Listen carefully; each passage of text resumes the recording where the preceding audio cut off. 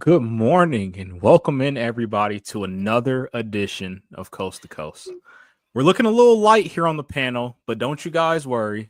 Bill will be joining us here. If you missed the show on Wednesday on Wire to Wire, he missed that entire show, but it's week one of the college football season. You knew Bill wasn't going to miss this show, so he'll be joining us a little bit later here. But as always, the show must go on, and no better person to do the show with than my guy, Mr. I Black, Alex Elmore. Alex, how are you feeling today? Man, it is football. It's finally upon us. I feel like it should be colder outside, but I will deal with the heat. I'm just excited for Oregon to see Oregon play today, even if it is against Montana State. It's still a game is a game, and I will take it all I can. And also, I'm just spending all day in front of the TV once we're done here, watching games from start to finish.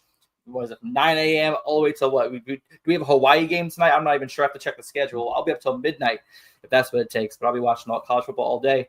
Appreciate being here as always. Let's get it started. Absolutely. And I'm excited too.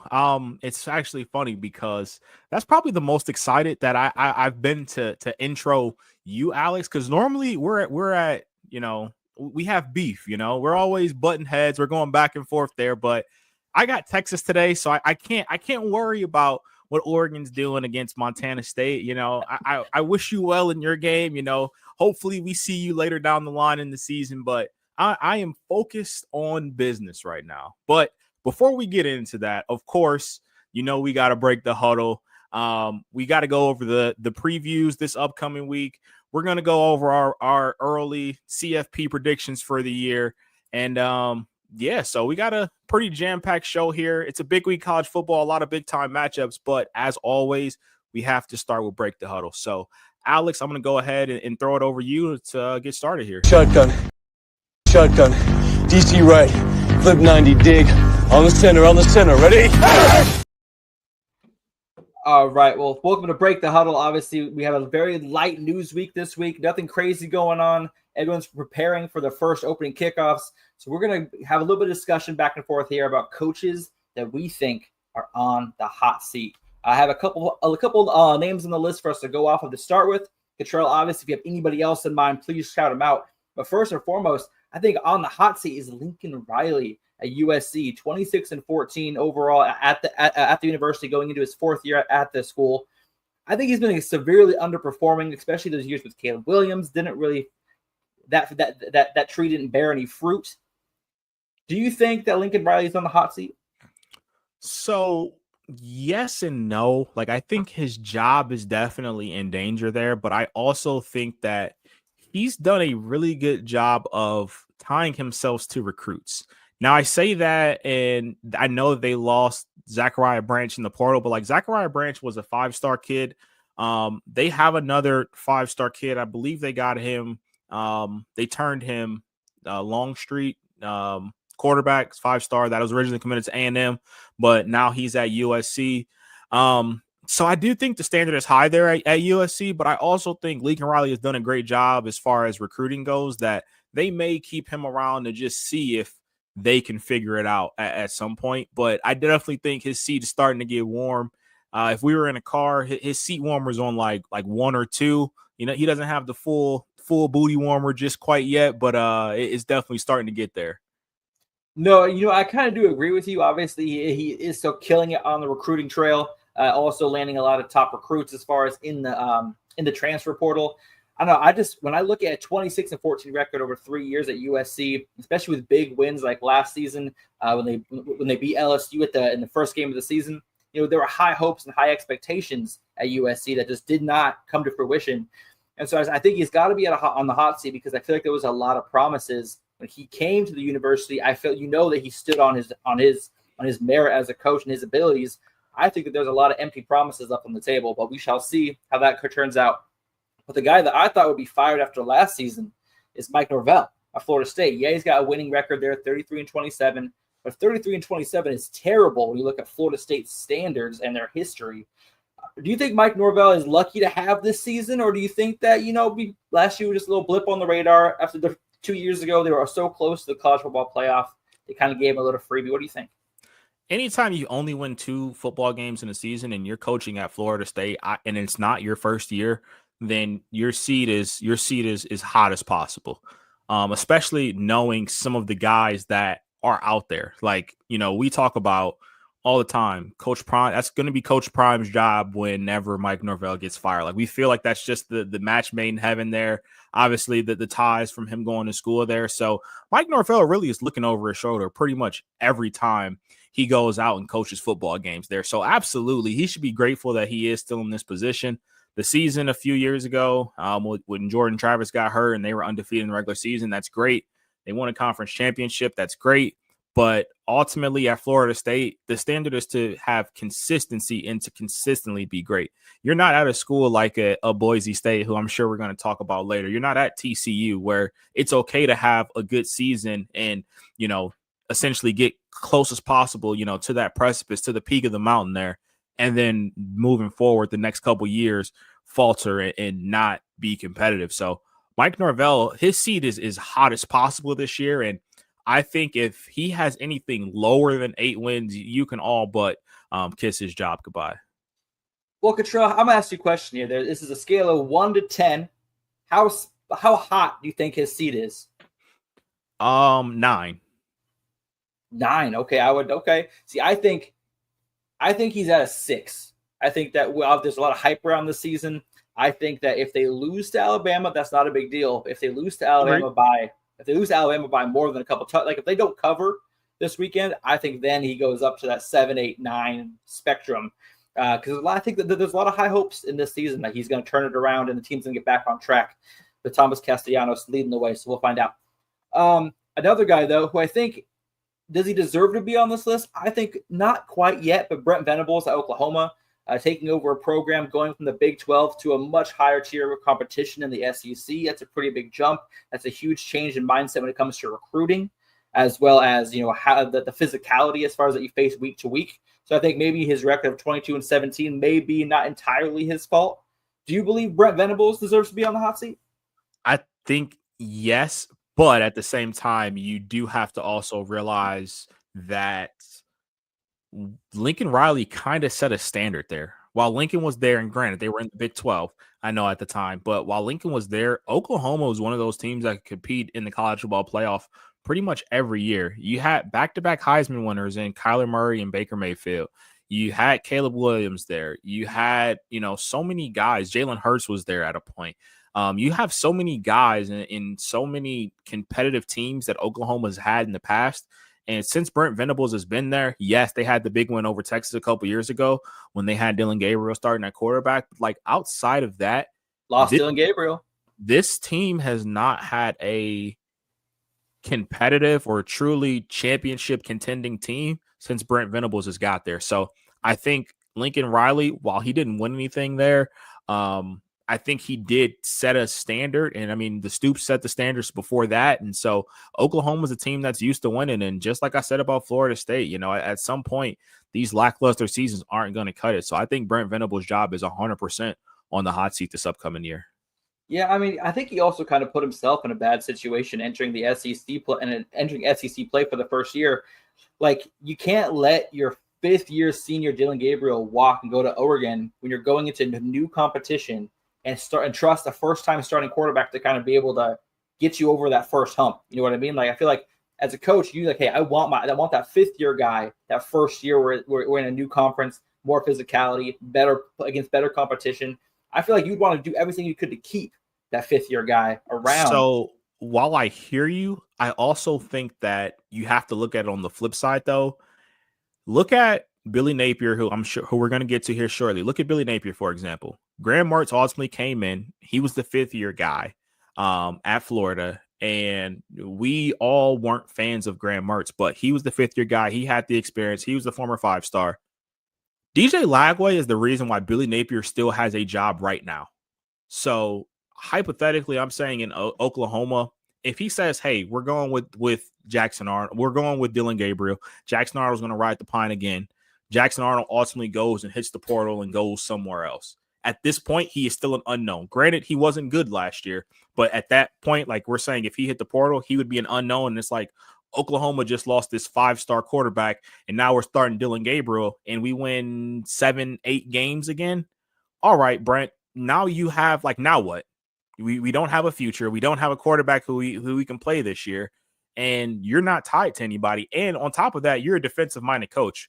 We can go get somebody else to bring in their quarterback and do the whole rebuild with them. You don't even have a guy that we can have some faith in. So I do think he was in one of those weird spots where, because of how highly recruited Jackson Arnold was, like, at a point you kind of just had to let him play. No, I definitely hear you on that. But we don't need to talk about everybody on this list. Let's just jump down to Billy Napier at Florida. 19-19, entering his 4th year at the university as well. Obviously, like you said, he's there because he's tied to DJ Lagway, which obviously is a huge get. Oh, I feel like I just heard something in my headphones. It is. So you want to know the Uncle Shally? Gentlemen. Well, thank you for joining us, sir, on your paradise away from home. Blessing us with your presence. Exactly. A little bit of an issue with the studio setup at the vacation house. So I apologize for my tardiness. Honestly, I want you to sing some "If I Could Turn Back Time" by Cher right now. I feel like the acoustics are perfect for that. Nope, not going to do that. Let's trade spots. I would do it. All right. Anyway, welcome in, Bill. We're just getting started on some coaching hot seat talk. We're about to start talking about Billy Napier and how hot his seat is, and if this is his last chance at Florida to turn it around. I'm going to go pretty much the same way that I went last year with Billy. I think DJ there and with another brutal schedule this year, I think if they overachieve at all, I don't think that he gets fired. If they fall flat on their face this year, then I think he gets canned. I think if they're 7-5, 8-4, with a more forgiving schedule next year, then obviously DJ going into his junior year at that point, I don't think they rock that boat or risk him transferring. So I would say he's medium hot. Medium hot, right? That's right. For me, I don't necessarily think he's scorching. Like, I don't think he's Mike Norvell, but at the same time, I do think that they are another program, which is, I like that you brought a lot of these guys up. Florida's another one of those programs where 6 wins, 7 wins ain't gonna cut it. I know that DJ, won a bowl game last year and looked great while doing it. I'll tell you right now, if Florida does not win, I think 7 games is the number for him. You talk about the schedule being brutal, Bill, and I hear you on that. That is a team who's, if you look at their recruiting and who they have, of course, led by DJ at the top there, they have a ton of talent on that team. So if you win less than 7 football games upcoming year, they're going to be like, hey, we got to bring a guy in here who can maximize the talent here, because clearly Billy Napier is not the guy to do it. So on a scale of 1 to 10, I think he's probably at like a 7 or so. But I think it can get real ugly real fast if, they lose a game they're not supposed to lose, especially with how daunting their schedule is. Yeah, man, I hate to say it and agree with you guys, but like with Billy Napier, like it's so hard to say this, but like his entire coaching career at Florida is resting on DJ Lagway's shoulders. Like, absolutely, and that's crazy as like a grown adult man to be relying on a 19-year-old kid to make sure your job is safe. That's just crazy to me. But I mean, listen, that's why you go get these blue chip kids, because it's when you show the promise again. Say the magic number is 8. I agree with Cottrell. If you get the 7, I promise you one of the first conversations they're going to have with DJ is going to be with DJ. Yep. Like, hey, if we let Billy go, are you going portal? Are you staying? Yep. Yeah, because if he goes, I might go see what's out there, then it leads them to be like, we got to bring Billy back. And I will say he's recruited really well the last 2 years. And again, that's why I think unless they fall flat on their face, I think next year is his absolute, end of the road, shit hits the fan, rubber meets the road year. Like, he's got to be really good next year with those sophomores and juniors and have a really good year. Because if not, then I think it doesn't matter, because I think he's gone. Did we go over all these other guys already? Oh, we just talked about Lincoln Riley, Mike Norvell, and Brent Venables. We kind of skipped over Luke Fickle and Hugh Freeze because Billy Napier just came up naturally in discussion. But hey, please give us your opinion on Lincoln Riley and Mike Norvell are probably the two that are the most intriguing to talk about. I think the honeymoon period with Lincoln Riley is over. I think Lincoln Riley's seat is hotter than a lot of people would like to admit that it is. He's had a bunch of classes, and then he's had a bunch of kids leave the program, and good kids. They're not getting results. And again, moving to the Big Ten, getting all that extra money, there will be no short list of candidates for people lining up to coach USC if they get rid of Lincoln Riley. So I think that seat is definitely a little bit hotter than Lincoln himself, and even I think the people at USC would say publicly. Mike Norvell, I'm assuming we all agree, is scorching hot after last year. I don't think he has much room for error. I don't think he has to go 11-1 this year, but if it's anything close to the dumpster fire that last year was, I don't think he makes it through the season. And I think we mentioned that when we were going over their schedule, a couple weeks ago with the ACC preview show. They start the season 3-3. I think he's gone. And then they will be the first ones out there getting whoever they want to get and have the pick of the litter. Luke Fickell, I think his seat's hot. And I will tell you, after watching yesterday, or 2 nights ago, excuse me, I don't know. I don't know. I know there's a couple MAC teams this year that I think people are thinking are going to be really good, and some might factor into, possibly getting the group of 5 berth, but they didn't look great. And then they don't have the easiest schedule this year either. So I thought Luke Fickell was a great hire for Wisconsin when they made it. I actually thought that was a really good hire, and I thought he would succeed there. And now maybe he's just not a good coach. I don't know. I'd also think it's important to have a good quarterback. I think. Well, you got to recruit one, though. He put his eggs in the Graham Mertz basket, and that's not one to put your eggs in. Granted, Graham was there when he got there. Like, Graham was the 5-star incumbent guy. So, nothing he could really do about that one. But Graham Mertz played in an NFL game, y'all. All right, he didn't play well, but he played. Put some respect on Graham's name. I'm just saying, I saw Luke Fickell be the head coach at Cincinnati and look a lot better than what he looks at Wisconsin. And he had Desmond Ridder as a starting quarterback, and Desmond was a good college quarterback. Obviously, we know he stinks in the NFL, but I've seen what he can do. But see, I will say this, though. Is he that guy?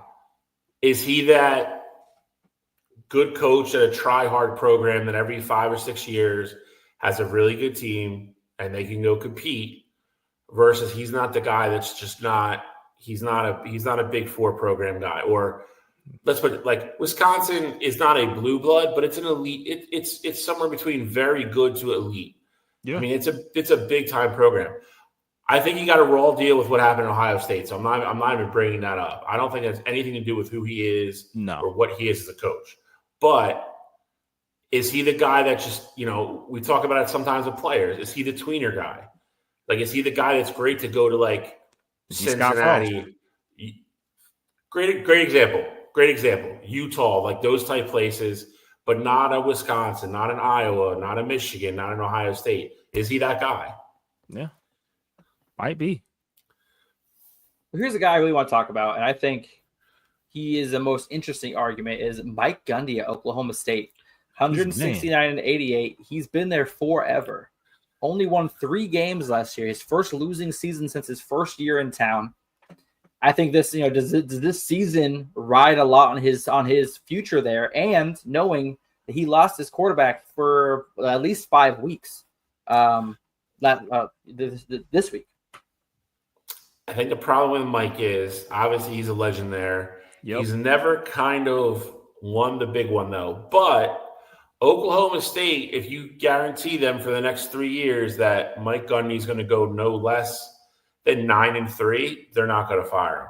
If they're 9-3, 10-2 every year, they're happy as can be out there. But that being said, I also think he's one of those guys that's very opposed to kind of the whole portal thing, and he hasn't really adapted. And I think you've seen that the last couple classes. He's struggling to adapt. And at that point, I will say this: Oklahoma State's not a bad job.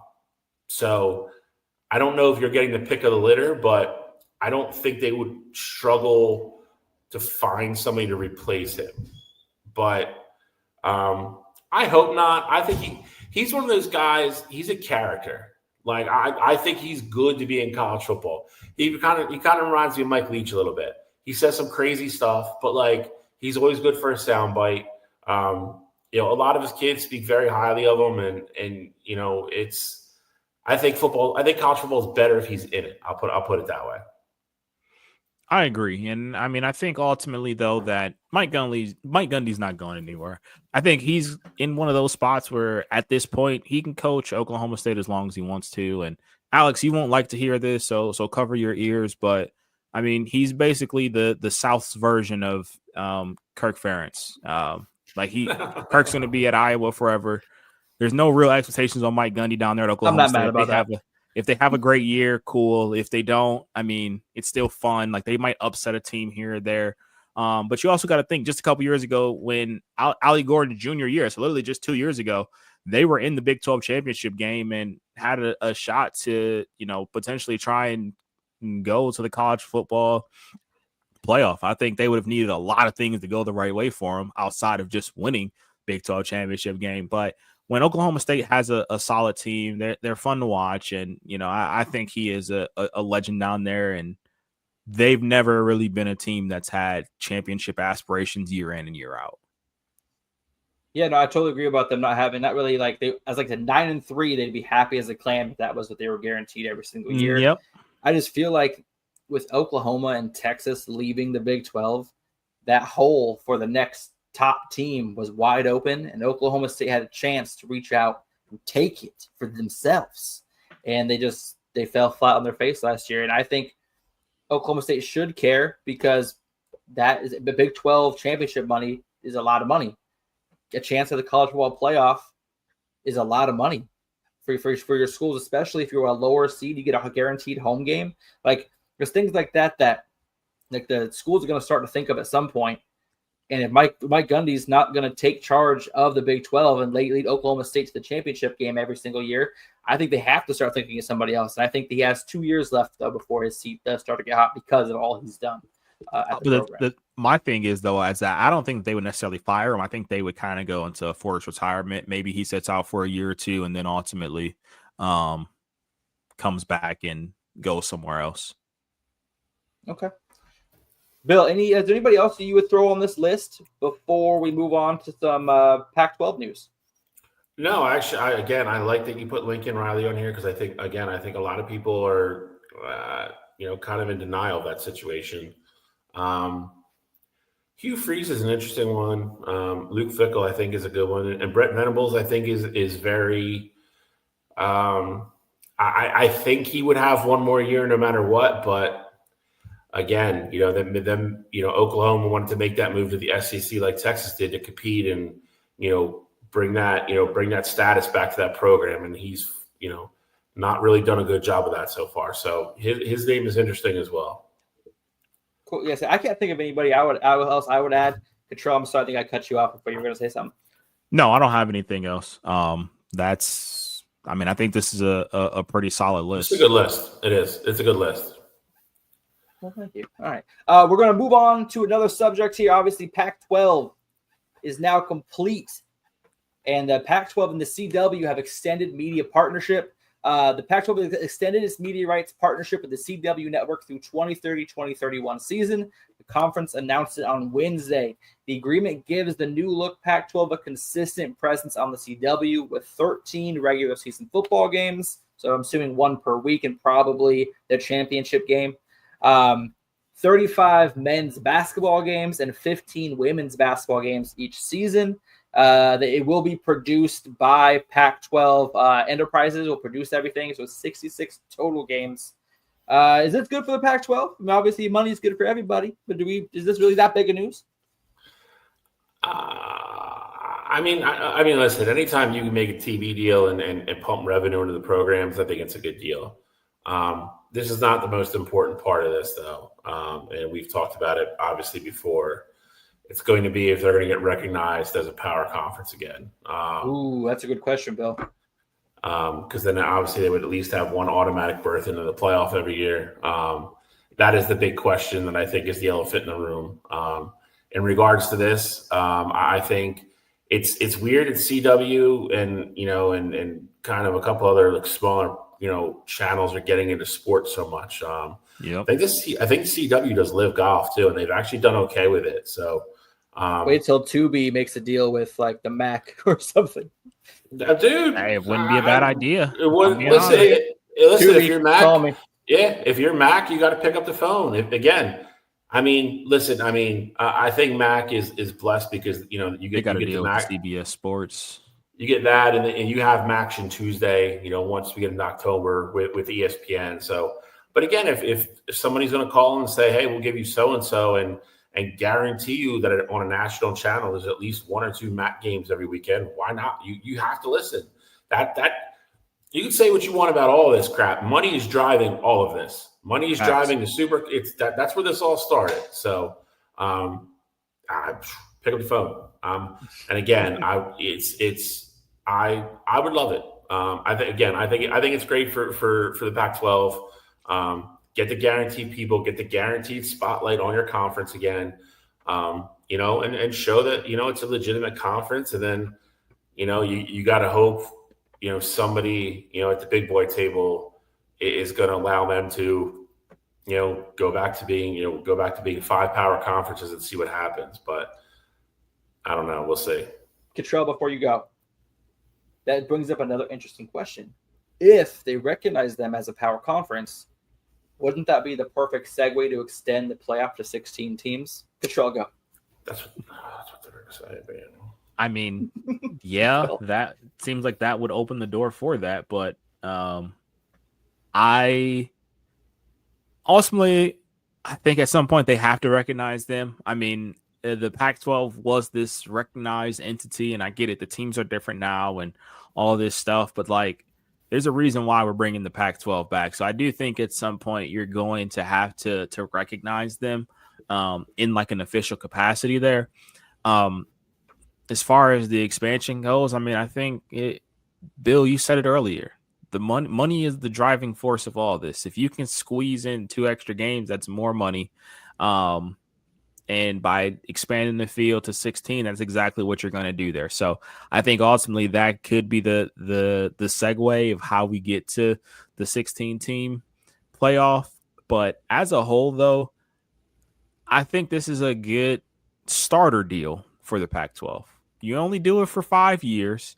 It goes through that 2030, 31 season, and you don't know what's going to happen. Like, granted, and I keep alluding to Boise, but Boise is one of those teams that's consistently good.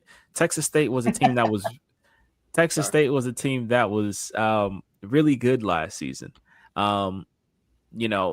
Oregon State, Wazoo, they can have their years and things like that. So I think if you can find a way to consistently have good teams over there, the CW could potentially just be like the starter, like the starting aspect for them. Like eventually, maybe we can get back to getting the Pac-12 like an actual network there and getting some games and really getting things going there. So I think this is the perfect starter, perfect little appetizer for the Pac-12 to see how it's going to go.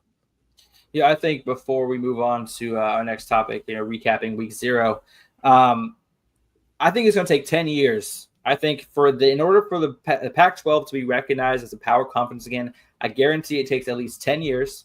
And I think that at least 5 of those years, a team out of that conference would have to make the college football playoff as the Power 5 school. Or, what I'm saying? The group of 5, yeah. The group of 5 school. I think that a team out of the Pac-12 would have to be that at least 5 of those years for them to be recognized as a legitimate conference again. Because like we just said, only Washington State and Oregon State are from an actual power conference. The rest of them are not. So I think it'll take time. But I also think, though, it'll be interesting to see that once some of these deals that were signed, like I don't know how long Stanford's deal is with the ACC. I don't know how long Cal's deal is with the ACC. Like, I'll be curious to see if some of these schools decide to kind of flip-flop and go back. Like, I don't think Oregon and USC are necessarily going to go back. But, some of these other schools where, Cal and Stanford, they can stand on their own merit academically. And then Of course, athletics wise, they're usually solid programs there, but like they don't need to be in the power conference. They're not looking to go and just compete with the big dogs necessarily every year. So I'd be curious to see like when those deals are up, can they get some of those big teams like because Cal and Stanford could be two anchor teams in the Pac-12. And I think that would be a strong argument to make it a power conference again. Don't forget as well, we just talked about the money issue. I believe Big 12's contract with all those teams only goes to around 2030 with their television deals as well. CW does well and they can offer more money. Geographically, it's not like Colorado or somebody like that couldn't skip town and go to the Pac-12. So, again, you get Cal and Stanford back, throw in Colorado or somebody like that, or get Arizona back and Arizona State, teams like that, and all of a sudden the Pac-12 starts looking like the Pac-12 a little bit more, and then all of a sudden, so it's. If we've seen anything in the last couple of years, it's not. I would never be like, you know what, that can't happen for 5 more years. You can't say that with college football anymore. There's just way too much money involved for if people really want to move the needle. There's enough people involved with a shit ton of money to do so. Yeah, that's crazy. And I'm just looking at the contract right now, and it was a 10-year deal, and like Cal and Stanford aren't even getting like full payouts from being in the ACC until their 10th year in the conference. Like they're getting like only 30% payout right now, what they would normally get. So like they're losing money and having to travel across country. Like it's just so far, it's a terrible deal. When that deal is done, they're going to be looking at it like, hey, we Pac-12, you miss us? Need an anchor school? Well, and I guarantee you there's probably an out clause for them. And the reason ACC doesn't want to vet them until give them tenure until they're in their 10 years, because if the Pac-12 does start to reform, there's probably an out clause where they both can bolt and go back. So I'm sure that's in the fine print somewhere as well. So it's going to be interesting. Listen, I think if they can make it, if you get another couple anchor schools in there, I think you have to go back to 5. I think college football is better with 5 because right now, if we're really being honest, it's 2. It's 2.5. Like it's all Big Ten, it's SEC, and then it's a good school from the ACC and a good school from the Big 12. That's if you're looking at it unbiasedly, that's really where we're at right now. And I know we all love that because it's like, all right, our team is going to make the college football playoff almost every single year. But at the same time, as a whole, for competitive balance and parity, it's not great for college football. It's not. Well, I'm sure we'll get a full bird's eye view as the whole situation unfolds. Good for Pac-12 getting a TV deal. Obviously, more money coming in is better for the conference as they try to rebuild back up to what they were. But folks, we got to talk some football, like an actual game. There were actual games last week, and the biggest game of Week 0 was obviously in Dublin, Ireland, Iowa State versus Kansas State, and boy, was it a slobber knocker. I'll tell you that much. Guys, start talking. What did you guys get the chance to watch it? I mean, me and Bill. We'll just name this what it was. The I told you so Alice game. Hey, whoa, you did not tell me anything. You guys said, okay, you guys did say Iowa State was going to win. Whatever. In a close game. You guys called it. But you said Avery Johnson was going to be the reason that they lost, and that did not happen. He played outstanding, showing his maturity, showing his poise. He played fantastic. 273 yards passing, 2 touchdowns, and he ran for another one. Like, dude looked great, made great decisions. Avery Johnson played fantastic. I think outstanding wouldn't be the adjective that I'd use there, but they didn't lose because of Avery Johnson. Exactly. They lost because of Matt Campbell's big balls. Okay? Let's be honest. I wish the rest of the Johnson family showed some poise and better decision making. Jeez, I know. The reason the Johnson family took the L that day is because of those two, but that's another day, another story.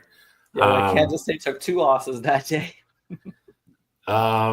Listen, this is a hurt one. This is a hurt piece. It's a conference loss. You're 0-1. You mentioned Matt Campbell's big balls, and we also mentioned Matt Campbell.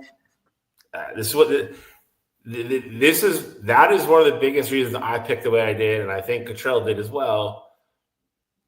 This screamed like a Matt Campbell game. Like this screamed like going to go over the first week of the year. We're going to be a little bit better than everybody thinks we're going to. Everybody thinks you guys are going to lose, and then Rocco and company go out there and overachieve a little bit, and voila, 1-0. Rocco didn't do nothing. 50% completion percentage. He did not play great. He played well enough when in the spots that he had to. Well, look, all I got to say is this, man. I'm sure you got stuff to say as well, is that Iowa State was just more disciplined. They only had one penalty for 5 yards, which that's every coach in the country would happily take that on any given Saturday. And then you're also 3 for 3 on fourth down attempts, including the game-clinching fourth down in Kansas State territory. You got 3 points on the board ready for you. Instead, he goes for it. I think it was 4th and 3, completes a 15-yard pass. Like it was the goal line and get just knee it on out. Yeah, I mean, when he went for it for fourth down, I was like, this is it. We're going to stop him. Avery Johnson's going to take us down the field. It's going to be victory. And no, it was a fantastic call. I said 3 for 3 on a fourth down, 1 penalty, 5 yards. That's tough to beat. So that's the thing. So Iowa State, like this isn't something that's new to them. You talk about 1 penalty for 5 yards. Iowa State was the least penalized team in all of college football last year. Matt Campbell is a guy who is always going to have his guys disciplined. If nothing else, Iowa State isn't going to kill themselves unless it's with a turnover. And so, I mean, I think in this one, this game was so, if you watched it, it embodied like the beginning of a college football season. There was fumbles on both sides. It was wet. Ball was just squirting out. Like it was a sloppy game in the first half. Sloppy but knocker. Also it was entertaining. It gave you exactly what you needed. Iowa State, it felt like they had the knockout punch. They went up 10. I think it was like 6 minutes left on Kansas State, and 10 is not a crazy number, but like the way that it happened, it was like the long touchdown, and then literally Kansas State gets the ball right back. They throw a deep ball. I think it was like a 75-yard touchdown, like first play back, and it's like, all right, Kansas State is literally right back in this game. And then Iowa State went down and was able to, move the ball and just not let Kansas State get their hands on the ball again. So, I mean, I think here, just looking at the table here and how the points went, the under was, and I forgot what the over-under was, but the under was seemed like a lock at a point. And then you get to the fourth quarter, you got 24 points in the fourth there, and it was just fireworks. It was an excellent game, and as silly as we talked about it being the first game of the year between two divisional or conference foes that aren't that far, away from each other, going all the way over to Ireland, I would say this one delivered in terms of the entertainment department. 48.5, I believe. 49.5, I believe, was the over-under. And like I saw a meme that was like, if you bet the over, I bet you're crying right now. And it showed the guy like literally an inch from scoring that final touchdown on that fourth down play. Yep. So yeah, I know that they were super close to hitting that. Bill, anything else about Iowa State, Kansas State? Because there's a couple other games I want to mention that were played earlier this week that I would love to talk about. I think if you're Kansas State, you're taking the L and you're taking the conference L right off the bat. But again, I think there's certain aspects of their game, that I think you can be a little bit excited for. I mean, all joking aside, I think Avery Johnson played really well. Not perfect or anything like that, but first game out against a team that's going to play tough defense and take certain things away that Matt Campbell's going to do. First week of the season on the road. I mean, neutral site, but on the road. It's not the end of the world or the sky is falling. But Kansas State, I don't think you can get too disheartened. I think if you're Iowa State, I think Cottrell kind of hit on some of the things. It's business as usual. Disciplined game, no penalties. They don't beat themselves. They're going to make you beat them. I think they're a little bit better offensively than I thought they were going to be. And I think if you're Matt Campbell, you flew home ecstatic, 1-0 in the country, 1-0 in the conference. That's again, Kansas State is a lot of people's picks to come out of that conference. So you have them head to head already. It's a huge W to start the season for Iowa State. So, I think they come home. I think they have, little sisters of the poor today. But it is it's a great start if you're a Cyclone. Control, any last thoughts before we talk a little bit about the Boise State Broncos? It's hard to tell you. That's about it. Yeah, you had to get that last "I told you so" in, huh? Yeah, all I can. But hey, now it's time for my "I told you so." And I know you guys didn't entirely share my sentiment. You guys were more a little on the fence about them, but I was definitely saying Boise State did not deserve to be ranked preseason. Boise State goes out and loses the University of South Florida 34-7. I think this is probably the biggest loss of the season so far. Obviously, we haven't even seen today's games or anything, but Boise State goes out looking terrible. I mean, they lost 90% of their offensive production last year. Obviously, that's a bit of an exaggeration, but it sure feels like it. Maddox Maxson does not look like the quarterback from last season, which makes sense because teams had 15 guys stacked in the box every play to stop Ashton Genty. So now that teams are actually dropping back in coverage, knowing that Maddox has to beat them more this year, he looked pretty mundane. 46 pass attempts last year. This is definitely not the same offense. The team looked completely different. So Maddox has only thrown more than 30 passes 3 times in his career, and he was slinging it 46 times 2 nights ago.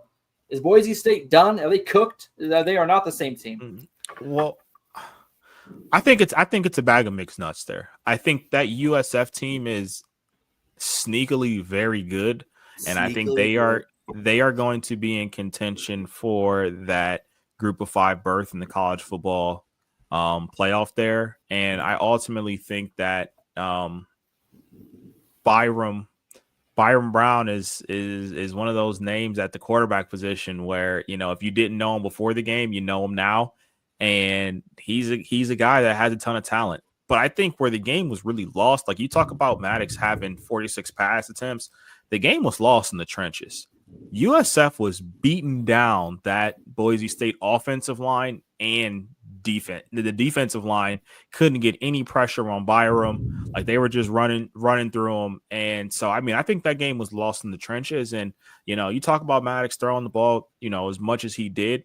I actually didn't think he necessarily played bad. I thought he gave it his all. He was literally running for his life every single play, it felt like. So, as far as Boise though, yes, they are cooked. I don't know a way for this team to be competitive in terms of college football playoff berth after seeing that, because any team with a star-studded defensive line, they're going to attack and kill that O-line that Boise has. So I think they're cooked as far as championship aspirations go, or playoff aspirations, I should say. But you also have to give credit to USF. I think USF's a team that is very good, and their schedule will show you just how good, because I believe they have Miami and they have another ranked opponent back to back.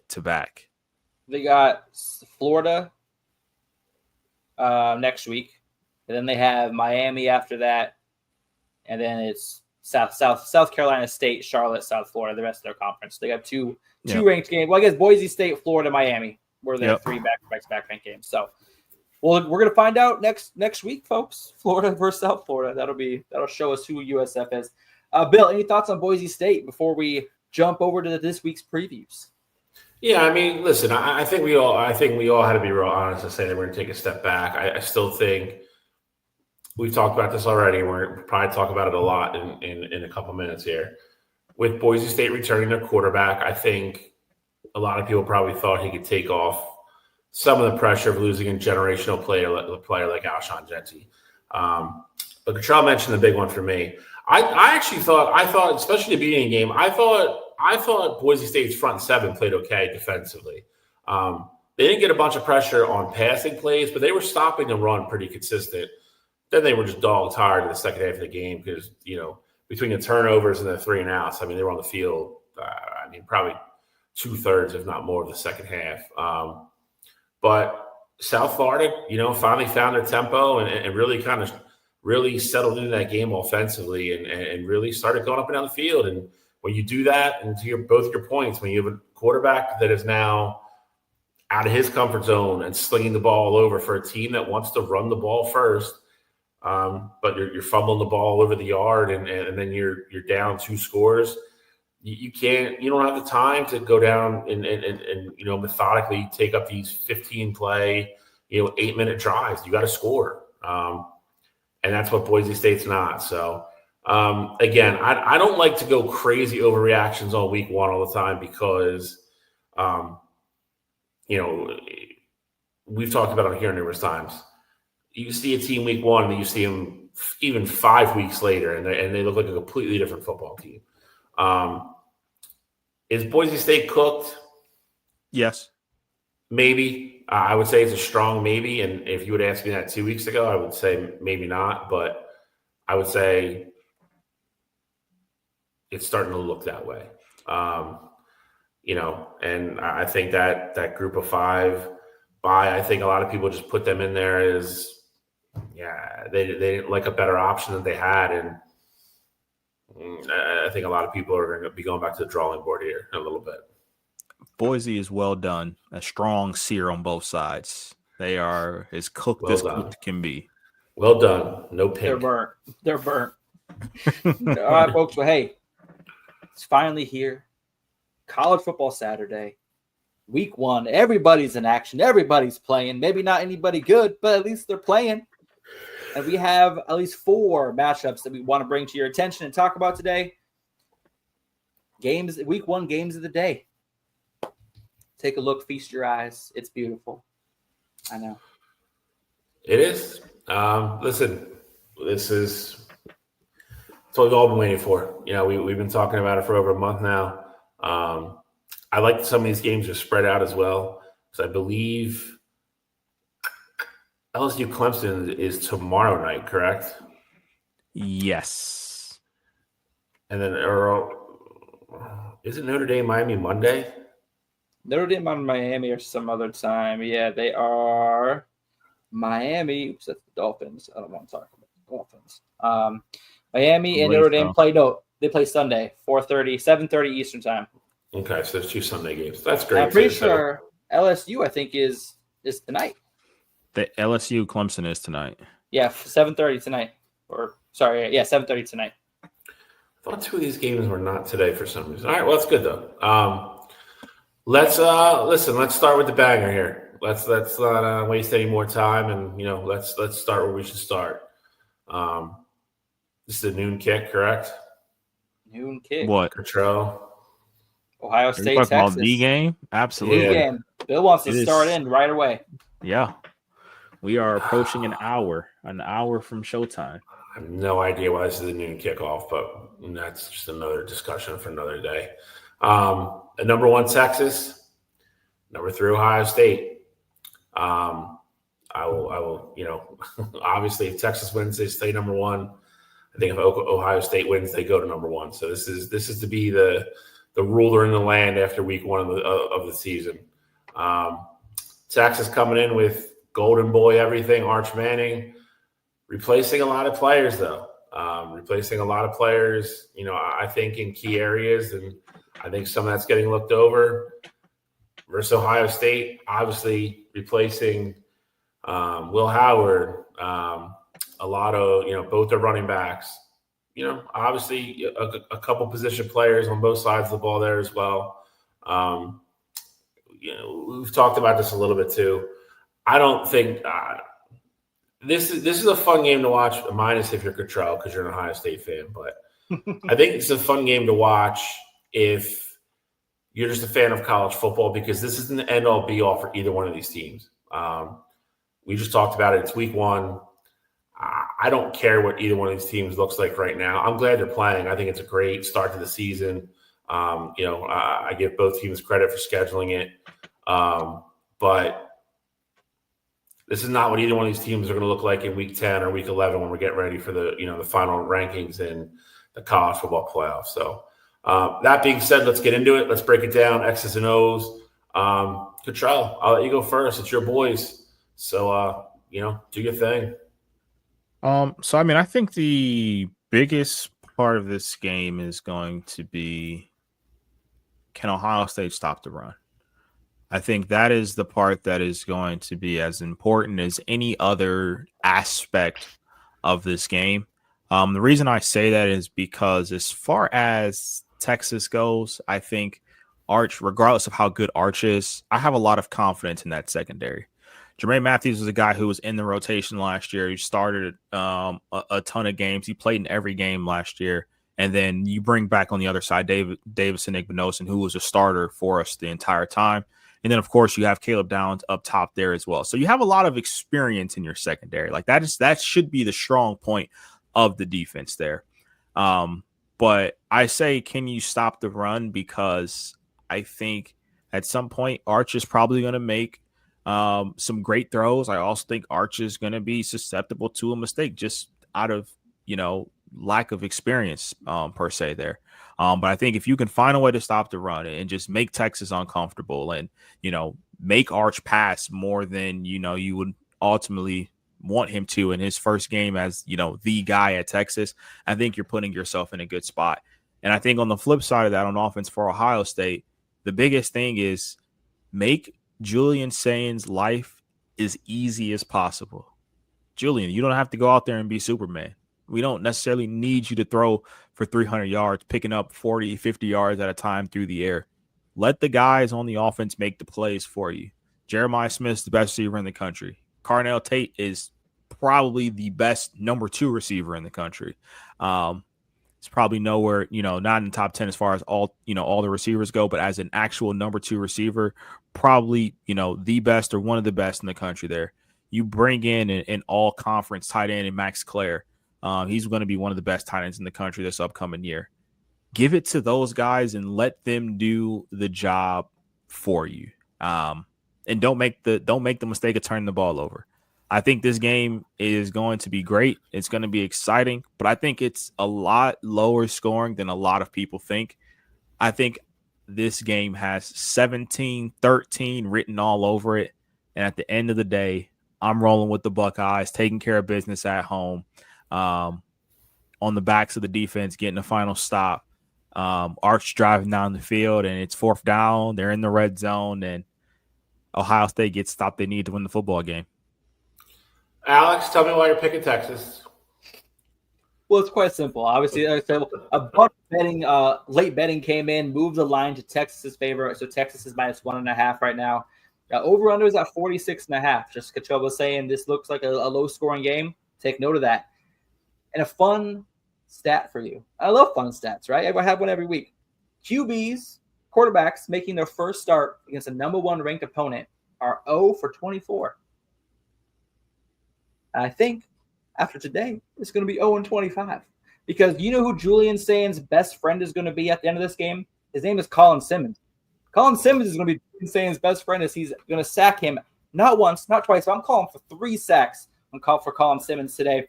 Going to absolutely go off for Texas' defensive side of the ball. And you know what you can't replace? You can't replace the 2-headed monster you had last year.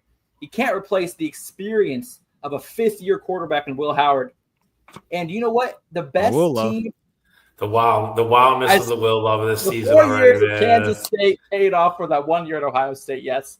And also, who was the one team last year that was actually able to shut Jeremiah Smith down? That'd be Texas. And lost. 1 catch for 3 yards. It does not matter. Because guess what? You don't have the talent that scored last year. We'll get to. You don't have the guy. Well, I can't remember his name, and I'm gonna be mad at myself for not remembering it. Jack Sawyer, who picked up that fumble. Obviously, he's not there. You have to replace that. But I'm talking about offensively. You're losing Quinshawn. You're losing Travion. You're losing some big pieces. Emeka Egbuka. A lot of those pieces aren't there anymore. The talent level is not where it was last year for Ohio State. And Texas, I like what I see on their defensive side of the ball. And I think Arch is going to have, like I said, I think that Ohio State defense is going to be a phenomenal. I think that Arch is going to have a little bit more today. And I think that's why Texas covers. I think the under is a fantastic call, but I do think Texas covers. I think this is a 10-point game. I think it's 17-7. I think it is a great defensive game, but I think Texas does cover and takes care of business pretty handedly. Real quick here before you go, Bill, Alex would have you thinking that Ohio State's the only team that lost a ton of talent from last year's game. Jadon Blue is no longer playing running back for this Texas team. Matthew Golden is in the NFL. Gunnar Helm is in the NFL. Kelvin Banks is in the NFL. Connor Williams, that played right tackle, is in the NFL. Texas is a team that lost 4/5 of their starting O-line. They only bring back one offensive lineman. They lose their second best rusher who played a ton in the playoff game against Ohio State last year. And they lose their top two receiving weapons on offense in Helm and Golden. So I think it's interesting. Not to mention they also lost Isaiah Bond. So you lose your top three weapons in the passing game. So while Ohio State did lose a lot, and I hear that, I also know that Texas lost a ton offensively there as well. And that's why I think the under is so prevalent here. And that's why I think there's so many question marks everywhere out there on the field. Well, I've seen Arch make 3 starts in his career, and he looked phenomenal on all 3. Julian Sain is 5 for 12. He played against Mississippi State, which is an SEC school. Mississippi State won how many games last year? Julian Sain is 5 for 12 and 84 yards in his career. Dude doesn't even throw over 50% against second stringers in garbage time. So I know who I trust, and that's Arch Manning, not Julian Sain. But Bill, please talk some sense to this man. So, I mean, listen, the biggest reason the number one is next to the Texas Longhorns is Arch Manning. You could slice and dice that however you want. I do side with Cottrell a little bit on this because Ohio State's defense this year is going to remind me, a lot of Michigan's last year. Guys that didn't start but played a ton, and now they're just going to be starters. They have Caleb Downs, who is still the best, in my opinion, the best defensive player in the country. I don't disagree with a lot of what you said either, though, Alex. I think experience is gonna play a key here. And if you want to look at the quarterback position, I think Julian Sain in his day is going to be a very good quarterback. I think it's pretty lopsided towards Texas right now. I think, if you're looking at either one of these quarterbacks that's going to handle the pressure better in the next hour or so, it's probably going to be Arch Manning. But that being said, I think it comes down to the running games of both teams, if I'm being honest. I like that point that Cottrell brought up. I think it's imperative that Ohio State can establish the run. And to his point, the reason why, establish the run early and be able to get Julian Sain a couple play action, not even long throws, but just, short to intermediate, but stuff that he doesn't have to overthink. Play fake, he looks up, the first guy is there. Just get him in a rhythm, get the jitters out of his body, let him really feel comfortable and settle into the game. That is hugely important for Ohio State. On the other side, I think it's the same way. I think if Texas can't establish a run against that front seven of Ohio State, which I think is going to be pretty good, you can't let Caleb Downs in that secondary just play pass. Can't do it. And if he does, I know we all think the world of Arch, and we all think he's the next coming of God and sliced bread and everything else. But if Ohio State can make Texas one-dimensional, that secondary for Ohio State is going to eat. They will force them into a turnover somewhere here, somewhere there. I'm going to stick with my gut on this one because I just think it's being too undervalued and underplayed of how much Texas has looked because they have Arch Manning. People are forgetting that Quinn Ewers for the last 2 years. The kid was no slouch. Probably not going to be a good pro, but he was a good college quarterback. And he lost with more talented rosters than Arch Manning has walking into that game today. I'm going Ohio State 21, Texas 17. I think the Buckeyes win, biggest game of the week, so week to start off the season. Jeez. Either way, this game does deserve to be a nightcap game for sure. The fact that it's not at least make it 3:30. But the fact that it's not a 7 or 7:30 kickoff on a holiday weekend is fucking bonkers. Well, Bill, let's take it down the schedule because as far as time go, as soon as Texas Ohio State wraps up, Alabama Florida State kick off at 12:30 Pacific Standard Time, 3:30 Eastern Time. So let's just jump over to Alabama Florida State. Yeah, Alabama number 8 going into the newly and finished renovated Doak Walker Stadium. Florida State Seminoles coming off an absolute abysmal 2024 campaign. We already mentioned Mike Norvell. The seat is so hot he can't sit down. He's just got to stand all year. Florida State, talking a lot of smack for a team that lost 10 games last year. I'll put it that way. A lot of new faces in there. You know, I think they're trying to change the culture and just trying to wipe off last year as kind of the weird oddity, and that's not what they are. I think you have a focused Alabama team coming in. You know, this game is. I'll say this. I think the spread for this game is bonkers, but that's, you know, we'll talk about that later. But I think Alabama coming in with a lot of returning talent, but still, no matter how you slice it, a huge question mark at quarterback. I think you could say the same for, you know, I'm going to say the same for Florida State, but, you know, I think they're a little bit more secure in that position than Alabama is. True road game. Very interesting for me. Alex, I'll let you go first on this one. I think this has a chance to be a very good football game. And I completely agree with you, Bill. You look at last year, how the season turned out, how the season started. It was just terrible from start to finish. And for Alabama, these are both coaches that need to prove something. Peter DeBoer obviously taking over for Nick Saban, no easy job. A lot of people did not want to even step up for the opportunity to take that position due to the shoes you'd have to fill. And Peter DeBoer did. They lost 4 games away from Tuscaloosa last year. And starting off on the road against a team that's hungry to prove last season was just a fluke, and a team that's hungry to get back to some recognition where they feel like they deserve to be. This is not the spot for Alabama to have to fall in. And it's definitely not the spot to have to start Ty Simpson, who's really unproven so far in his career. And I know what I'm going to get with Thomas Castellanos on the other side, because I saw what he could do at Boston College. He's just 2 years removed from an 1,100-yard rushing season. What this guy can do is absolutely game-changing, and I expect them to completely open up the playbook, and I expect him to let him improvise and be his true self when he's at his best.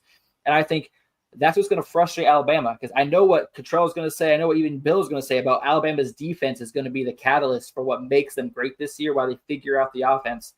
But what nothing is more debilitating to it. I think that's what I'm looking for. Anyway, nothing is worse for a defense than getting this team to like 3rd and 7, 3rd and 8. You got all the wide receivers covered in an obvious passing play and outrolls Thomas Castellanos with a 9-yard run, because he has that sort of athleticism and that playmaking ability that he's going to extend drives for Florida State that shouldn't necessarily be extended, that Alabama would normally be able to kind of cover guys deep and allow their defensive pressure to get to the quarterback.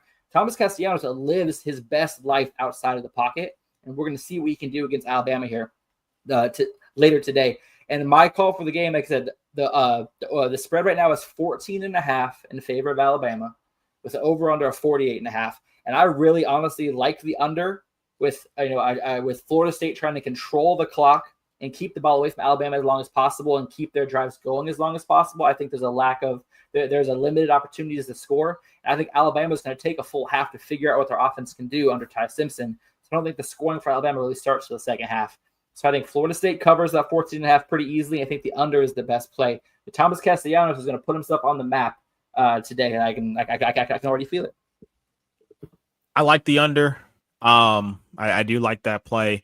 I am iffy though on Florida State covering the spread. I think it's going to flirt right at that line. Like, I wouldn't be surprised they actually cover it, but I actually think that Bama wins this game like right at that marker. I think this is a 2-possession game all day long, and I think Bama is going to dominate in this one. Alex, I liked your point about, that first half being very competitive, especially Alabama trying to figure out their offense and things like that. But there's nothing about that Florida State defense that makes me believe that they're not going to be able to figure it out. Like, I like a couple of players here and there on the team. Like Charles Lester's a good player for Florida State on the defensive backside. But I talked a little bit about Carnell Tate earlier as the best number 2 receiver in the country. Well, Alabama has one in Jeremy Bernard that may be right there with Carnell, if not better, as a number 2 receiver, because we all know Ryan Williams is the number 1 guy there in Tuscaloosa. So I think, similar to Julian saying, Ty Simpson, don't go out there and make the mistake. Let your guys make the plays for you. You just have to get the ball in their hands, and they can do the rest of the work there for you. Alex, you talked about Thomas Castellanos on offense. I do like him as a dual threat, and I do think that will pose problems for for Alabama. But as a whole, I just don't know how consistent that Florida State team will be either offensively or defensively. Like, I think you may have some drives that look great, but then you also have ones that look stagnant. And I think it's going to look more of the same as what you saw from last year there. So I like Alabama to win this game. I'm going to say 31-13, but I think a big part of that happens in the second half. I think it's, at halftime, you're maybe looking at a 17-7 or a 17-10 kind of game. But I think Alabama figures it out second half, and puts it together to move the needle and get a big time win in week 1. So I'm kind of taking a bit of both of what you guys said here. I agree with a lot of what you both said. I think the start for Florida State is imperative. At home, larger stadium, in front of a crowd. I think they have to start fast. I don't think they can afford to give the luxury of, like both you said, letting Ty probably go through those first couple series and maybe not settle in. If he can do that and not be trailing when he comes back in the game for the third or fourth possession, I think that's big trouble for Florida State. I think Florida State's got to come out early, put up points first drive, maybe if it's even a field goal, but take 4, 5, 6 minutes off the clock, keep the fans in the game, keep Ty a little jittery, and really not let them settle in. If Alabama comes out, to Cottrell's point, and can move the ball easily at the beginning, and Florida State, can't quite figure out what they're doing, I actually think there's a chance Florida State gets blown out in this game. Because I do think Alabama's defense is a step above, a significant step above Florida State's, even with all those transfer portal additions that they had coming in this year. And I'll tell you this. Don't think for a second there's probably not a large contingent of people in that stadium that wouldn't want to boo Mike Norvell if this game gets out of hand, and how quickly that stadium will turn if this game gets ugly. This is a big game for Kellen DeBoer too. Don't forget that. After the year he had last year, we joke around about what the standard is at a lot of these schools. There is no higher standard or bigger shoes to fill than the ones he's trying to right now, following Nick Saban. So this is a big game for Alabama. I think they come out and look better. I do think Thomas Castellanos and company at least keep this, within, a respectable amount. I think Alabama wins by probably 10-13, somewhere in there. I think it's probably comfortable. I don't think they're really in any doubt losing it down the stretch.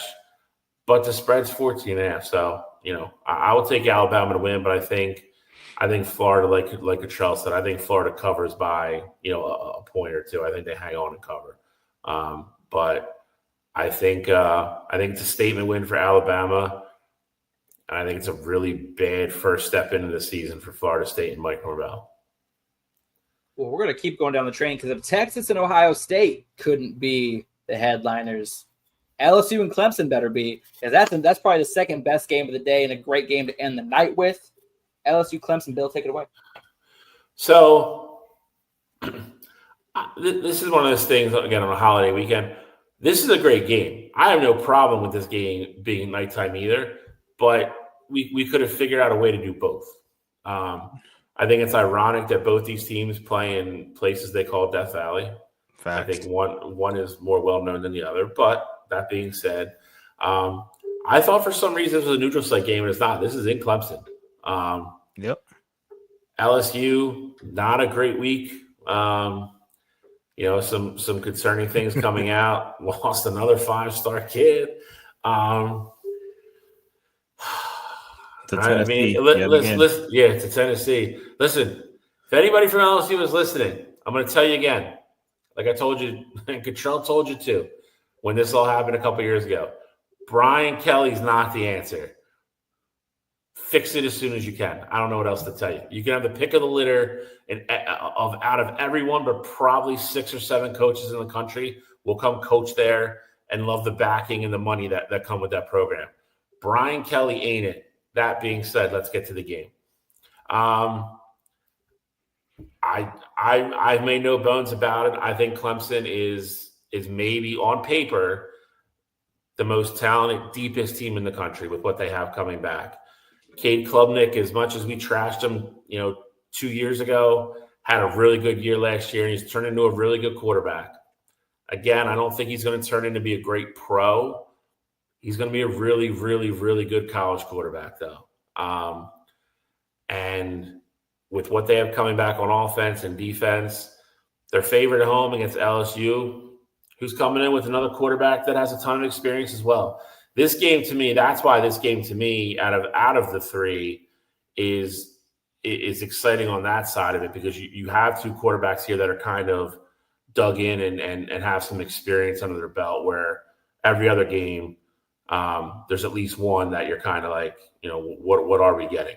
But I think it's going to be a really good game. To me, I feel really strongly about this game. So I think Clemson's going to win. I wouldn't be surprised if they win handily a little bit here. I'm not going to lie. I think LSU's offense will definitely be up to the task, especially with Gus. Like I said, Gus Nussmeier and crew ready to go.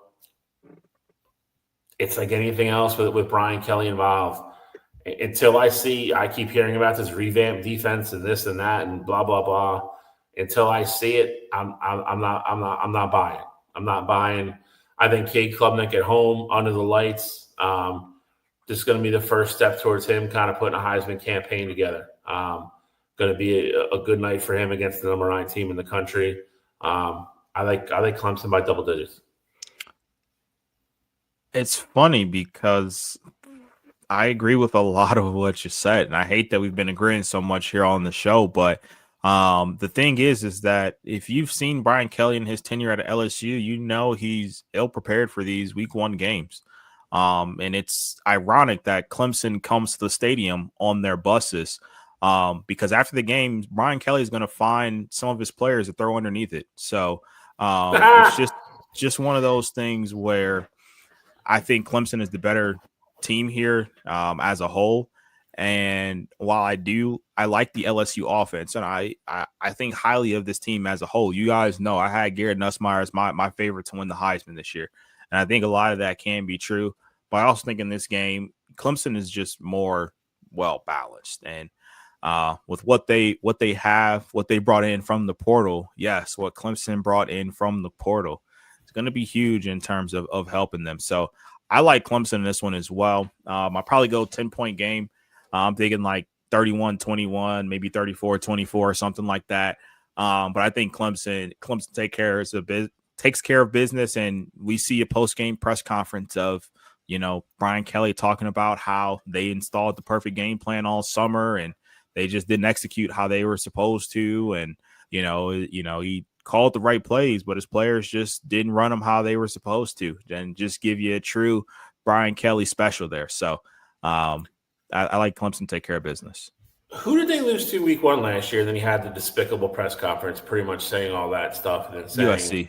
Was it USC? In Vegas. That's right. You're right. And there's 3 numbers that we want to focus on here. All right. Clemson is a 4.5-point favorite. 57.5 is the over-under. And 0-5 is Brian Kelly's record in first week games. So those are not favorable things for LSU fans. And honestly, we're going to get Garrett Nussmeier is going to get tested. Just a few weeks ago, came out about how he had some knee issues. Brian Kelly said he was not worried about them. But we're going to find out this week about him, because he's going to be running for his life with Peter Woods and TJ Parker chasing him. They have 14 combined sacks a year ago and 7 forced fumbles combined as well. This defensive end, defensive tackle combination they're projected to be top 20 draft picks in next year's draft. And they're going to be fresh as ever week 1. And they're going to be hungry as ever at home to prove that Clemson is the real deal.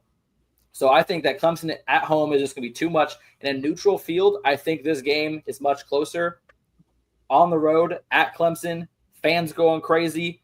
Death Valley, who's the real Death Valley? Who's the real Tigers? Fake Death Valley.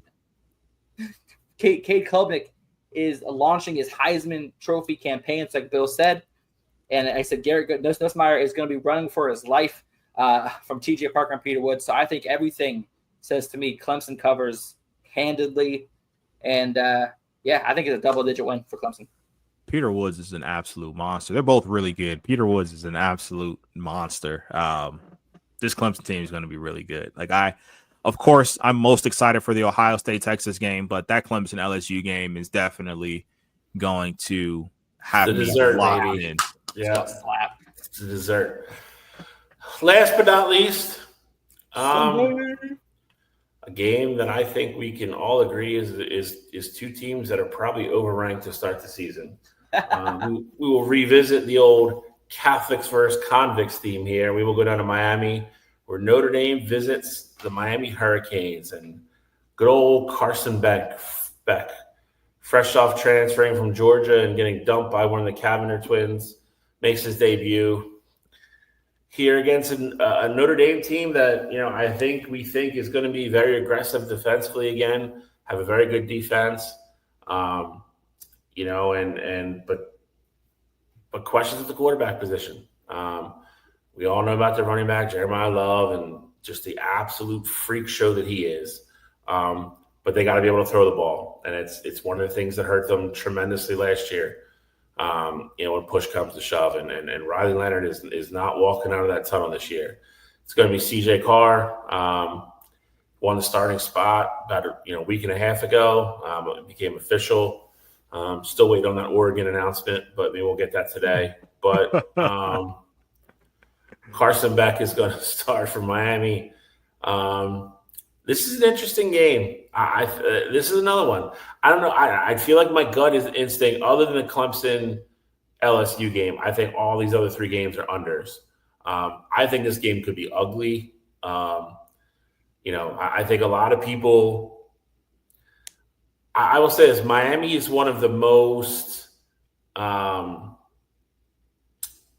talked about teams in regards where I'm getting like two completely set of opinions from a lot of people. A lot of people think they're going to be better than people think. They think Carson Beck's going to be focused, and with what they brought in, they're going to be good. And a lot of other people, think they're highly overrated and overranked, and they're going to stink. They lost too much from last year.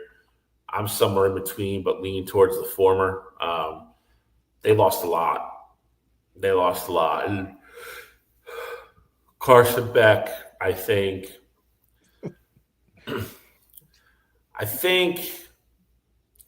he's better than I think people think he's going to be, but I just don't see superstar.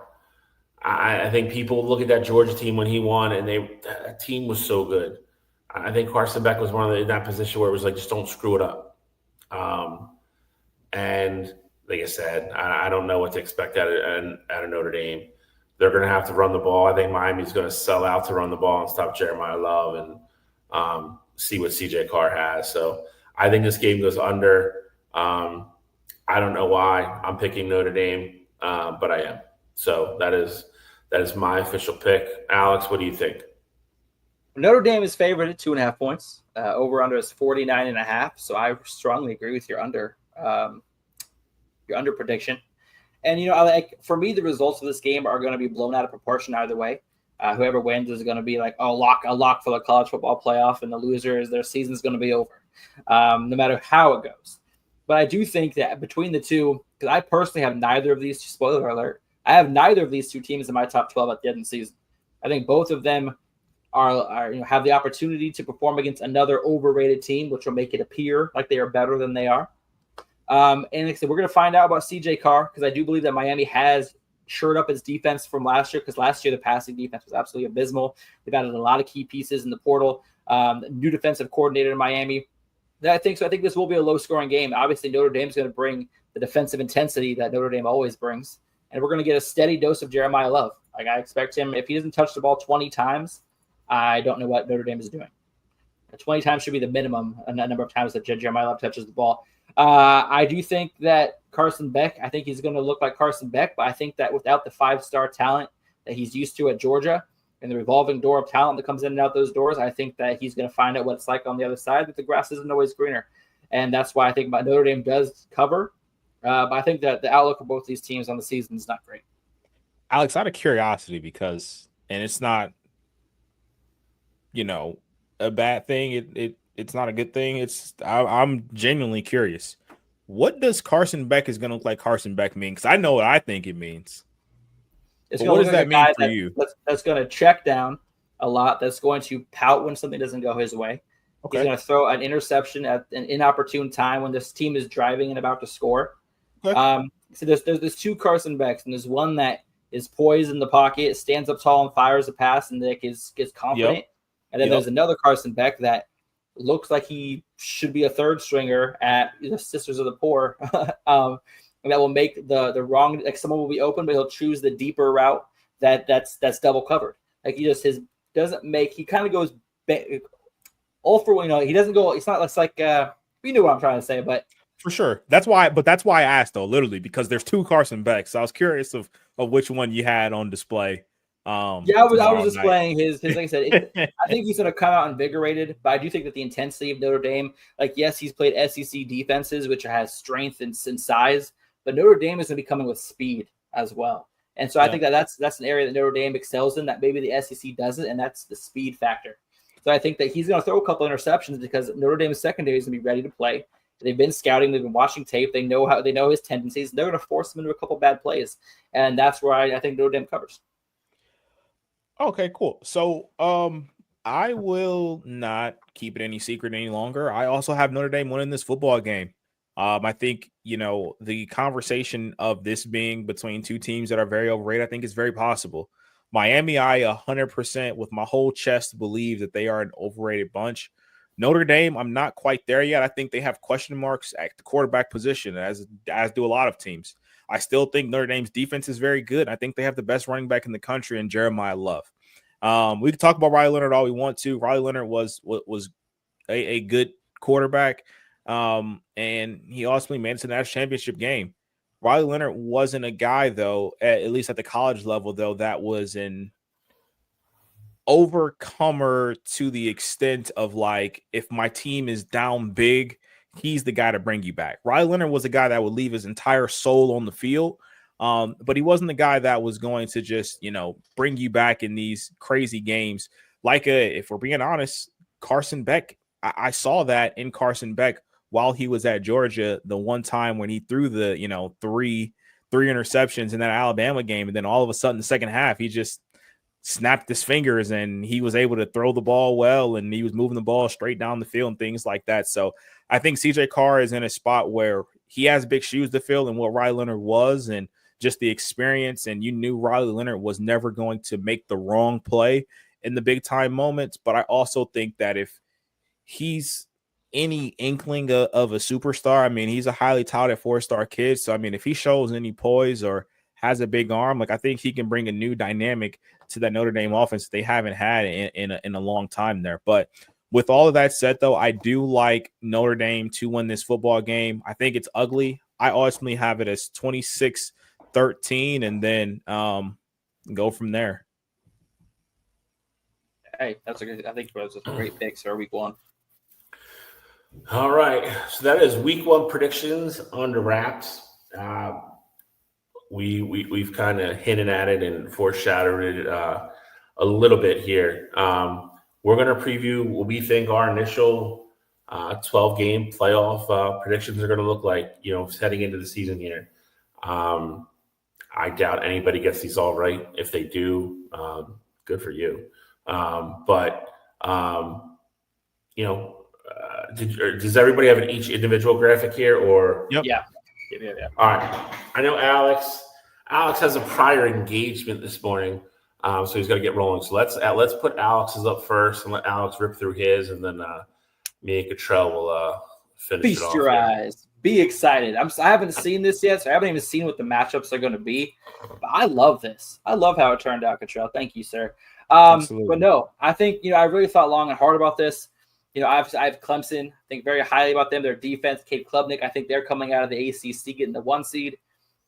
Oregon, I think they're going to win the Big Ten. I think they might lose and stumble to Penn State game 1 of their matchup. But then in the Big Ten championship, they're going to face off, and Oregon's going to beat Penn State, which is why Penn State is 2-3. I think Penn State could be undefeated come that Big Ten championship game, which is why they're already so highly ranked. Texas, I think they're going to start off the season great against Ohio State tomorrow, and they're going to march through the SEC. I think they could have a possibility of going 10-2. Obviously, the SEC champ is almost guaranteed at least the top 4 spot. If you win the SEC, it's almost guaranteed for you. And then that's where things get a little bit iffy from there, because you got Georgia sitting at the 5 spot. And my surprise team, after seeing Bo Pribula absolutely light it up on Thursday night college football, is Missouri. Take a look at their schedule when y'all have a chance. I see an 11-1 team, possibly even gaining a berth to the college football playoff, but the SEC championship game. Then I do have Ohio State. I looked high and low for reasons not to include Ohio State in this graphic, but I couldn't find a way. Their schedule is just so cupcake with only a few major games. I do think this could be the year that Ohio State, obviously we have to look at how the teams are playing up at this point, but I think this could be the year Ohio State gets that Michigan monkey off their back, which is ultimately going to be the reason that they make the college football playoff. It's going to come down to the last game of the year, just like last season. Texas A&M. I was thinking about putting LSU at this position, but then I remembered I predicted Texas A&M and Texas to be in the SEC championship when we previewed the SEC. I like Texas A&M's schedule. I like what they bring to the table, so I have them as my 8th seed. Kansas State, they're not losing another game, y'all. 11-1, Big 12 champs. The rest of the way they're going to win. And then I got Georgia Tech, who's going to lose the Clemson in the ACC championship game. I think Georgia Tech goes 10-2, and I think if they're able to play Georgia extremely well that last game of the season, just like last year, it's going to cement themselves in the college football playoff, whether they win or lose to Clemson in the ACC championship game. Then I got Illinois. Their schedule is pretty light. They don't really play too much of anybody this season. Obviously, Indiana, who Bill is very highly on, that is very overrated. That we have them beating them, obviously, for a ranked win. Going 11-1 on the season, not qualifying for the Big Ten championship, but solidifying that 10 spot. And then was never Boise State, by the way, but my I always forget what it's called. My Group of 5. Group of 5 team is Tulane, going on 11-1 on the season. We got a tough matchup here in a couple weeks, but Tulane is my team to beat as far as Group of 5 teams go. So I like Tulane this season, especially because I do think that Jake Retzlaff, who hasn't officially been announced, I think he's going to get that starting quarterback position, and I think we all see what he can. But we've all seen what he can do. Alex here. I know you got to go here, so you just want to run through your picks here real quick, and then me and Bill can go over ours. Yeah, show them here real quick, just to remind me who the matchups are. My pick 'em. Yeah, pick 'em. Yeah, I can do pick 'em for us. I have that ready. Because I gave mine on Wednesday, so mine aren't really that important. Bill's we knew, but mine aren't that big of a deal. I want to get yours on record, though. So I'm going to start with a game that we did already preview, Florida State at home versus Alabama. I think Florida State covers 14.5. It's a lot of points. Thomas Castellanos has been talking a lot of game before leading up to this matchup, and I think he's going to back it up, or at least he has to back it up, right? That's what we're all hoping for. I think it's going to be a fantastic game. Florida State is going to make it tough whistle to whistle, covers that 14.5. Then we're going to go to another ranked versus unranked matchup, Virginia Tech versus South Carolina. Kyron Drones is a difference maker on Virginia Tech side of the ball. South Carolina has to play 7 defensive starters from last season. If you can keep Drones upright, he can throw the ball with anybody. So I think that Virginia Tech covers that 7.5 against South Carolina. I think that South Carolina's going to take a half to get their offense started, just like I said about Alabama. He has to get used to some new weapons. Obviously, Sellers is a fantastic athlete, but I think Kyron Drones, he steps up on those big moments, just like we saw him last year against Miami. In games that Virginia Tech has no business being in, he finds a way to keep them in those games, and this is no different. So Virginia Tech covering the 7.5 against South Carolina. Then we're going to mix it up a little bit with my third pick. We're going to go the over-under route, and it's Utah at UCLA. Utah has a new face at quarterback in Devin Dampier, and UCLA as well with Nikola Malaeva. Dampier threw as many interceptions as touchdowns last year, and he is a rushing threat. So I look for Utah to kind of slowly figure out what their offensive style is going to be this year. I expect them to run the ball a lot, use up a lot of clock, limit Nico's chances with the ball. And I think the under 51.5 is an absolute lock for this game. I think this game is more like a 2017, 2014 game. I do favor Utah in this game just because of the defense, even though it is at UCLA, but the call is under 51.5. And then last and final, if you guys remember Superdog, our biggest underdogs, we're going to pick them. And this week, I got to go against Penn State, Nevada. Nevada Wolfpack is plus 44.5 against Penn State. Nevada has a 6-year QB, and his name might sound familiar, Chubba Purdy, brother of 49ers QB Brock Purdy. Chubba is a legit dual threat QB, unlike his brother, who I don't really think is. Though I don't give Nevada a shot in hell to win this thing, I do think that his experience helps Nevada have some decent drives early on. I think they control the clock, minimize Penn State's possessions. I also think that once Penn State's up by 28 points in the third quarter, we may see some backups come in the game, which will obviously naturally make the game closer. But I do think that Chubba Purdy will keep this game close in the first half, and then covering a 45-point spread in the second half that's an animal of its own. Those are my picks for the week. I like it. All right. Go over your college football playoff. I'm going to rewatch this episode later, and I'm going to trash talk y'all in the group chat. All right. Sounds like a plan. Now you got to get your stuff done before Oregon has a scare against an FCS school, but whatever. It happens, man. It happens. Go. All right, Bill. So I got mine up next here. And right out the gate here, you see I got Georgia as my number one team. I think they're going to win the SEC. I think if you do that and just as much talent as they have, I think it's going to be tough for them not to be number one there. Number two, though, unlike Alex, I tried to be as, objective as possible here. And while I think Ohio State wins the matchup in the regular season against Penn State, I think Ohio State is ultimately 12-0 at when it's all said and done in the regular season. I have them going to the Big Ten championship game and losing to that Penn State team. I think James Franklin at some point has to get the monkey off of his back. He's only won one time against Ohio State since he's been there, and I think the time for that to happen is now, and I think he will get the ultimate payback in the Big Ten championship game.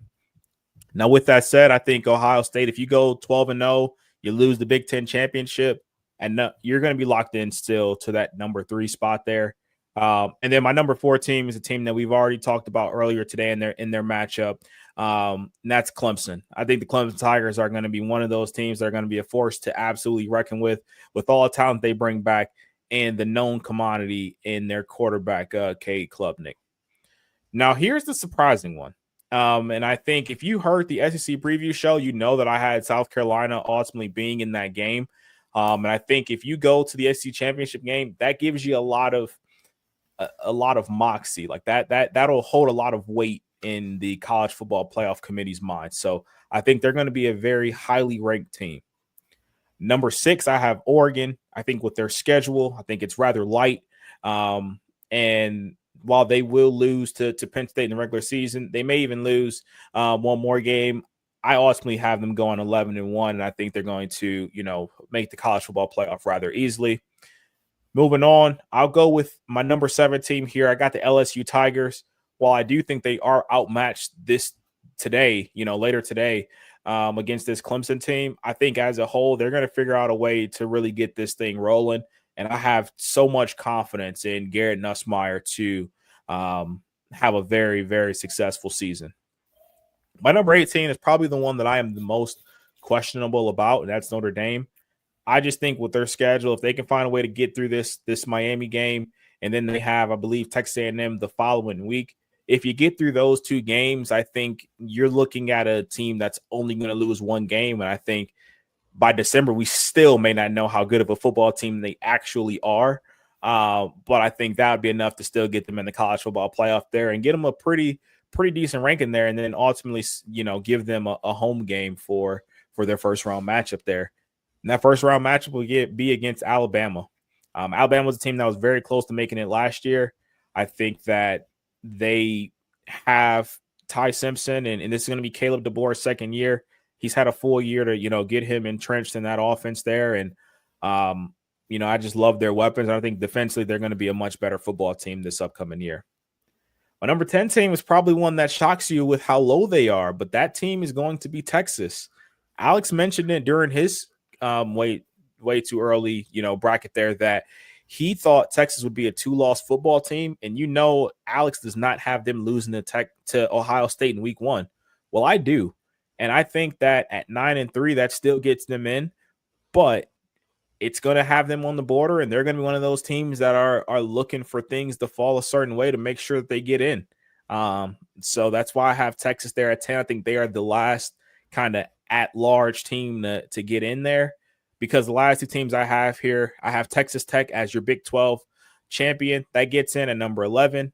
And then number 12, I have the Conference USA champion, the UTEP Miners, led by quarterback Malachi Nelson, as your number 12 seed there. And I think that UTEP team, of course, obviously wins their conference there, but they have a week 3 matchup against Texas. And I think if you can play that game just somewhat close, I think there's going to be a lot of eyes on them. And I think that's going to get them a lot of respect towards the end of the season here. And people are going to look back like, that UTEP team only lost by like 14 or 17 points versus Texas, and now they're Conference USA champions. Like, they're a team that's deserving of consideration here for that last spot, and I also think they get it. I like it. I like it that you're gonna have you definitely have different teams, and Texas Tech, obviously, UTEP, South Carolina. There, I would say for the most part, I think they are a little bit out on the limb. But I love the UTEP. I love the UTEP love for sure. And there's other 2 teams you've just been really high on this year. So we'll see if that all comes to fruition. I'll go ahead and switch over here to yours.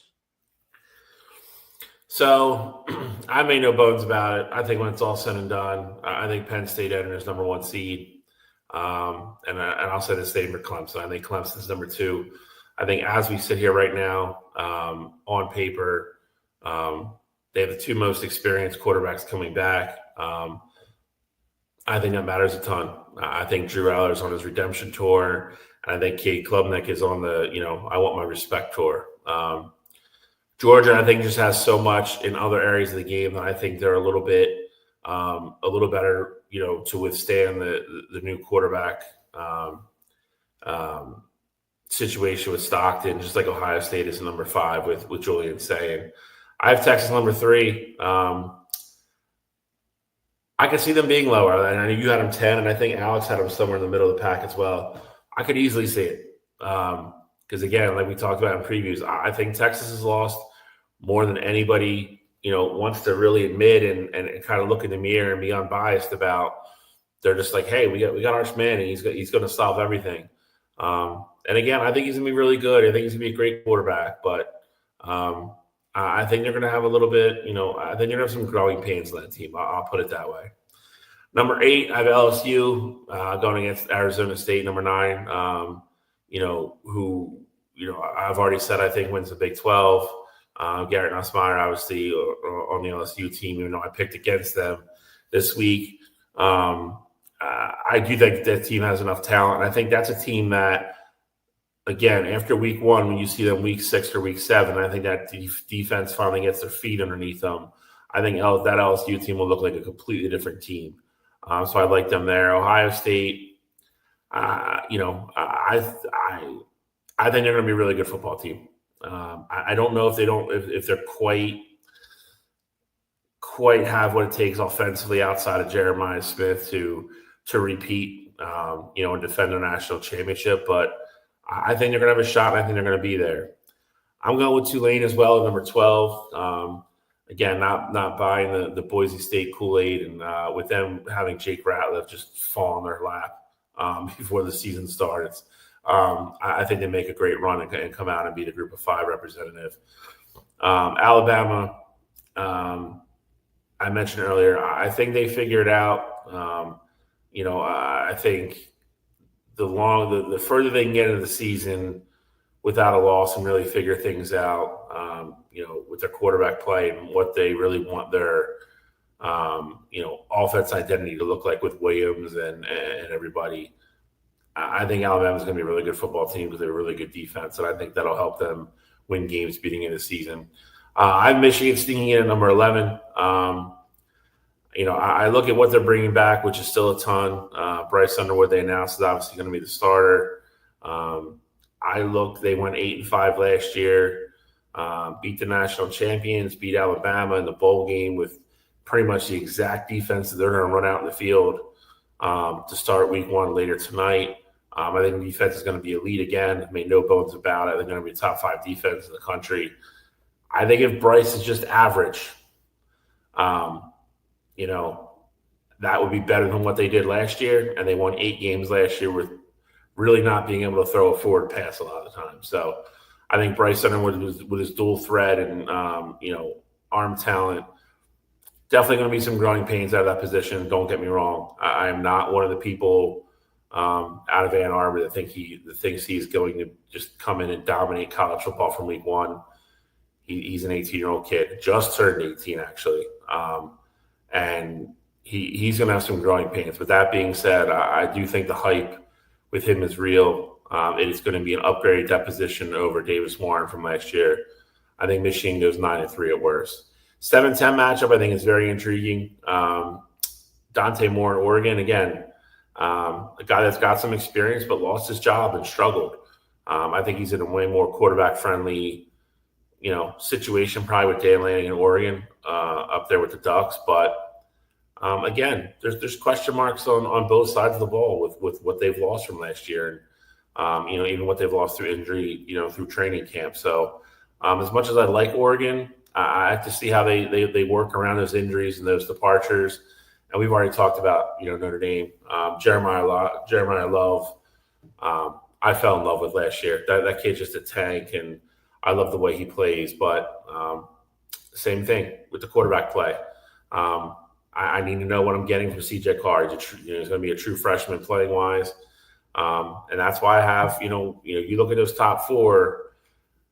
Outside of Drew Aller at 1 and Cape Klubnik at 2. You've Arch Manning, who I think, excuse me, is steps above most other people on this list. And then, I think Connor, at Georgia is going to be able to settle in a little bit easier than some of these other guys because of what he has around him and what he has on the defensive end. So that's my top 12, just to start the year. All right. Well, that is it for that. I guess we just got to go through Pick'em here, and we're going to get the people out here on time so we can go see Ohio State and Texas kickoff. Well, I know it's imperative to get you out of here on time today. I know you need to probably hit the bathroom and get your snacks and get in your chair and get ready. Absolutely. So I love that for you. So we are going to stay on time here. I gave my picks on Wednesday when I wasn't on the show, but I will go over them real quick. Because some of them have already come to fruition here. So I won. I had Miami of Ohio plus 17.5. I won that. Florida State, I'm taking the plus 14.5. Like I said, I think Alabama absolutely wins that game. I think game flow is important. I do think Florida State will show up at home in front of those fans in that stadium. And again, I think 14.5 is a lot. I think you could say that Alabama is definitely 10, 12, 13 points better than Florida State. But as long as it's not 15 points better, that's all I need. So I'm going plus 14.5 for Florida State. I'm taking Michigan minus 34.5. Playing a bad Nevada team. I think they're going to try to make a statement today, later tonight. It's a night game. Bryce Underwood's first start. They're going to have the running backs going. And I think they're going to take some shots with him. And I think I know myself, for one, and a lot of the people are very curious to see what this Chip Lindsey offense is going to look like, where they keep saying they're throwing the ball so much more, but then other people are talking out the other side of the mouth, and they're like, they're still going to pound the rock. Well, I mean, you can't do both at the same time. So I'm very curious to see what it looks like.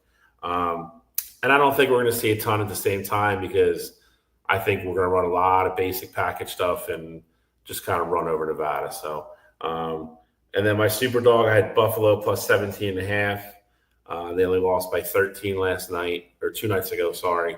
So I already have 5 super dog points there. So those are my picks for the week. Perfect. Well, my picks, first game, I had Baylor plus 2.5 versus Auburn. We know how that game ended up there. My next pick, I'm rolling with the team that I had making the college football playoff at number 12. I'm rolling with UTEP, putting their name on the map here today at plus 5.5 at Utah State. I think this is the game where Malachi Nelson, not only do they cover, but they win that football game there. And I think they get off to a great start there. So I love UTEP. I love their offense. Not even just Malachi. I think they have 2 very under the radar receivers there in Kenny Odom and Cam Thomas. And I think as a whole, Malachi Nelson will have a lot of success there within that offense, and that'll lead them to a week 1 win. But I'll take them for sure at plus 5.5. And then my last game here, I said it on Wednesday. This game reminds me so much of 2 years ago when Coach Prime was his first game in college football, and he was at TCU, and there was so much hype around it and things like that.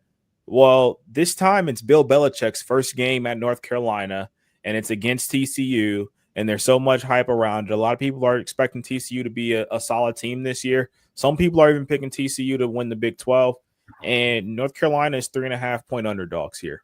I think this is a TCU team that we don't know a ton about, and if I know anything about Bill Belichick, you give him a calendar year to prepare for one football game, he's going to have a game plan put together to make sure his team is in a spot that is ready to rock and roll. So for me, I like North Carolina. Again, another dog to win outright, but they're at the plus 3.5. I think they take care of business and they get Bill Belichick his first win in his college, football coaching career there.